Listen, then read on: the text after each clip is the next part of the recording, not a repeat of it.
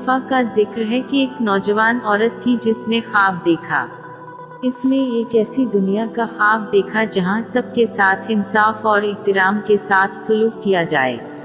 इसने एक ऐसी दुनिया का ख्वाब देखा जहां किसी को इनकी जल्द के रंग या इनकी बोली जाने वाली ज़बान से परखा नहीं जाता था।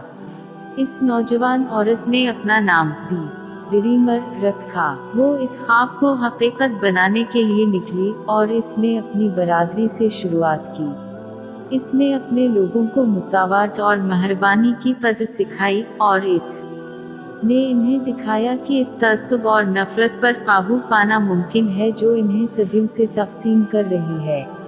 आखिरकार दी ड्रीमर का काम इसकी अपनी बरादरी से आगे तक पहुंच गया। वो पूरी दुनिया में अपने अकायद दूसरों को सिखाने लगी और जैसे जैसे इसका पैगाम फैलना शुरू हुआ उसी तरह वो मोहब्बत और एहतराम भी बढ़ गया जिसका इसके लोगों ने हमेशा ख्वाब देखा था।